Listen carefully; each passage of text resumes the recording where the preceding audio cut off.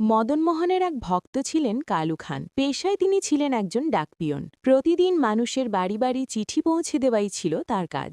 একদিন মদনমোহনের নামে একটি চিঠি এলো। চিঠি নিয়ে কালু খান সোজা চলে গেলেন মন্দিরে। সেখানে গিয়ে পুরোহিতকে বললেন, মশাই, মদনমোহনের নামে একটি চিঠি এসেছে। কালু খান বললেন, মদনমোহনকে? পুরোহিত বললেন, আমাদের ঠাকুর। যখন তিনি চিঠিটা দিচ্ছিলেন তখন সামান্য এক ঝলক মদনমোহনের দর্শন পেলেন। সেই এক ঝলকেই তিনি গভীরভাবে মুগ্ধ হয়ে গেলেন। ভাবলেন, এ তো সত্যিই অপূর্ব। কৃষ্ণ যাকে নিজের করে নেন তাকে অস্থির করে দেন। কালু খানের মধ্যেও এক অদ্ভুত অস্থিরতা শুরু হয়ে গেল। এরপর যখনই আর কোনো চিঠি আসত না, তখন তিনি নিজেই মদনমোহনের নামে মিথ্যে চিঠি লিখতে শুরু করলেন, শুধু এই অজুহাতে যেন আবার মন্দিরে গিয়ে কানাইয়ের দর্শন পান। এদিকে তার ভক্তি যত বাড়ছিল, সমাজে ততই তার বদনাম বাড়ছিল। কালু খানের কোনো সন্তান ছিল না। পাড়ার লোকজন কটু কথা বলতে লাগল, কালু খান তো হিন্দুদের মন্দিরে যায়, তাই আল্লাহ তাকে সন্তান দিচ্ছে না। প্রতিদিন এসব কথা শুনে কালু খানের মন ভেঙে যেত।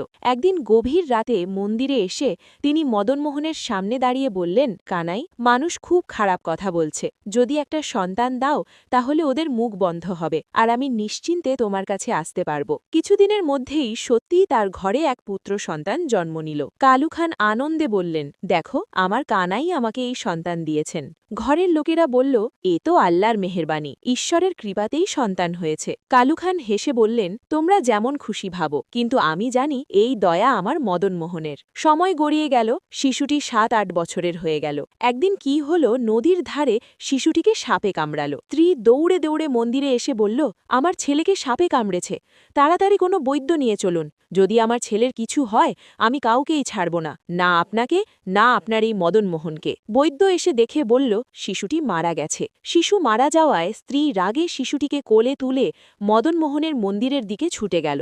মদনমোহনের দরজায় শিশুটিকে রেখে চিৎকার করে বলল, বল তোর ঠাকুরকে, আজ যদি আমার সন্তান ফিরে না পাই তবে না তুই থাকবি, না তোর ঠাকুর থাকবে। কালু খান তখন ভগবানকে বললেন, আমি অন্য ধর্মের মানুষ, তুমি আমার ধর্মের দেবতা নাও, আমার কোনো অধিকার নেই তোমার কাছে কিছু বলার। তবুও সবাই বলে তুমি জগন্নাথ, সমগ্র জগতের নাথ। যদি তুমি সত্যিই জগন্নাথ হও তাহলে আজ বলে দাও সবাইকে যে তুমি জগতের নাথ জগন্নাথ। এই কথা বলতেই কালু খানের চোখ থেকে এক ফোঁটা অশ্রু ঝরে পড়ল।